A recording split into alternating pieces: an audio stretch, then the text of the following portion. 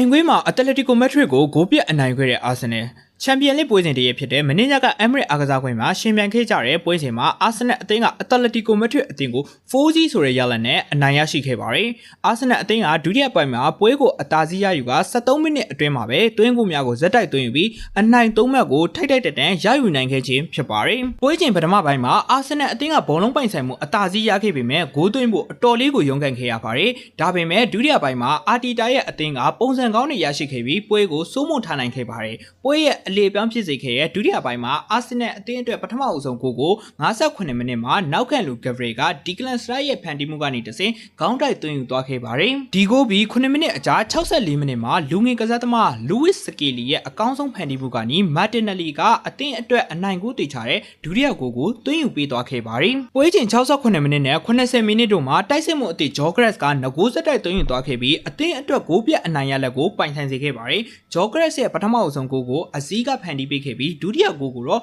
ဒီပွဲရဲ့အဖွင့်ဂိုးရှင်ဂဘရီကထပ်မံဖန်တီးပေးခဲ့ပါတယ်။ဂျော့ဂရက်စ်ကနိုင်ငံအသင်းနဲ့ကလပ်အသင်းအတွက်9ပွဲဆက်ဂိုးပေါက်ပျောက်ဆုံးနေမှုကိုဒီပွဲမှာအဆုံးသတ်နိုင်ခဲ့ပါတယ်။နီးပြစီမူနီရဲ့အသင်းဖြစ်တဲ့အတလက်တီကိုမက်ထရစ်အသင်းဟာအာဆင်နယ်အသင်းရဲ့ဒုတိယပိုင်းတိုက်စစ်ကိုဘလို့မှရှင်လို့မရပဲအရေးနိုင်ခဲ့ရပါတယ်။ဒီနိုင်ပွဲကြောင့်အာဆင်နယ်အသင်းဟာချန်ပီယံလိပြိုင်ပွဲမှာနိုင်ပွဲ100ပြည့်မြောက်ခဲ့ပြီးရှုံးပွဲမရှိဆိုင်ရှင်ကိုဆက်လက်ထိန်းထားပြီးတော့အုပ်စုထိပ်ဆုံးမှာရပ်တည်နိုင်ခဲ့ပါတယ်။အာဆင်နယ်အသင်းရဲ့နီးပြအာတီတာကလည်းတိုက်စစ်မှုဂျော့ဂရက်စ်ရဲ့ခြေဆွဲနဲ့အသင်းရဲ့ကြိုးစားအားထုတ်မှုကိုပွဲပြီးမှချီးကျူးပြောကြားခဲ့ပါတယ်။ဒီနိုင်ပွဲကအာဆင်နယ်အသင်းကအတလက်တီကိုမက်ထရစ်အသင်းကိုပထမအဆုံးနိုင်ပွဲလေးဖြစ်ပါတယ်။ကျွန်တော်ရဲ့ဗီဒီယိုလေးကိုအဆုံးထိကြည့်ပေးကြတဲ့အတွက်လည်းကျေးဇူးအများကြီးတင်ရှိပါတယ်ခင်ဗျာ။